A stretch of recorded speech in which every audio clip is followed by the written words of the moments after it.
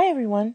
We're going to find the vertex, axis of symmetry, y-intercept, domain, and graph, and then range. So the first thing we need to know is the formula when a quadratic is in standard form. We have a special formula for finding the vertex. So your x value is going to be negative b over 2a,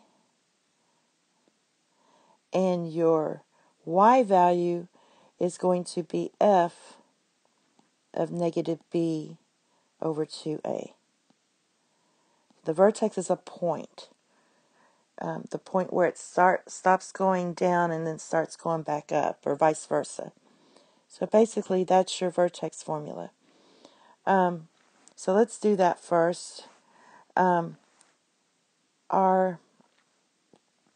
standard form is ax squared plus bx plus c. So I'm going to write down my ABCs. A equals 4, B equals negative 8, and C equals 3. Now for the X part, you have to evaluate. So I'm going to put in, substitute my formula. So it's negative B. B is negative 8. And 2 times A, which is 4. Now this is negative 8 over 8.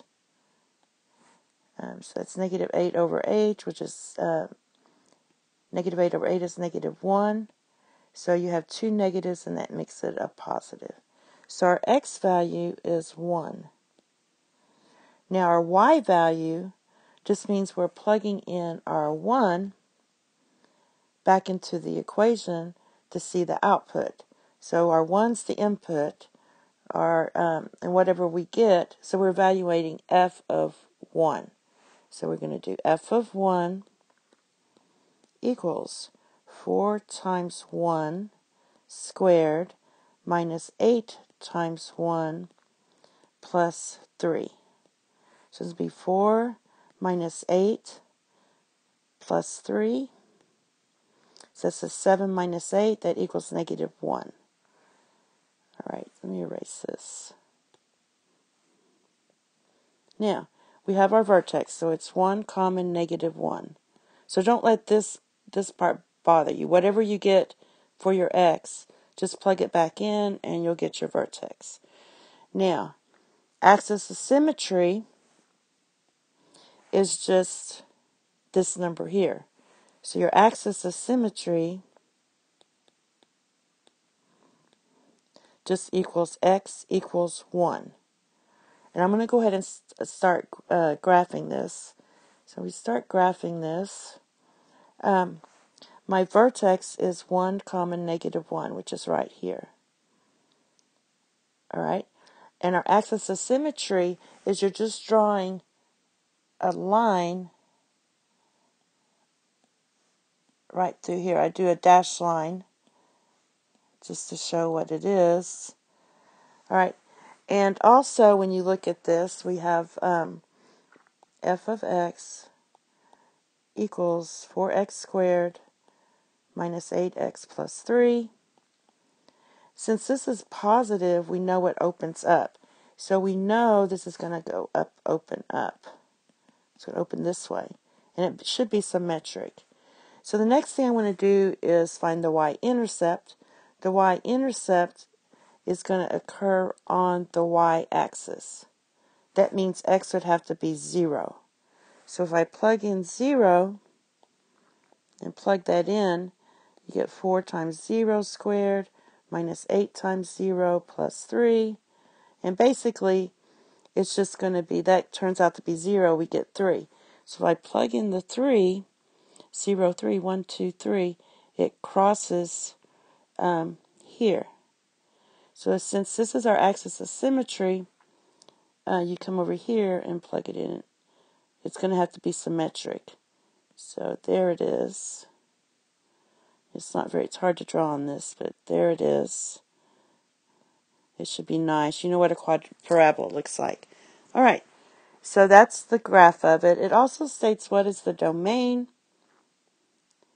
The domain for any polynomial, we want it to be all real numbers. And so when you look at this, and I'll write it again, is there not one number you can put in here? We want it to be all real numbers. So you can write it, x belongs to all real numbers because your domain is your x. Or you can write negative infinity to infinity, like that. If we can put in any numbers in the x, that means it's all real numbers, which we can. The only time you have to worry usually is square root functions and rationals, which means fractions. All right. And then when you do the range, you only do the range after you graph. So after you graphed, we're looking at the up and down, the vertical, the y. Here's your y. So this is our y axis, and you're looking, where does this go? So we know there's no graph below -1 here. So it really starts at -1 and goes up. So y is greater than or equal to -1. That would be your range. And you can tell that by the graph. Okay, and also by the vertex, if you get real complicated about it. But since you have to graph this anyway, just look at it that way. All right, is there anything else we have to do? Y-intercept, we did everything. So that's it. Thank you. Have a nice day. Bye-bye.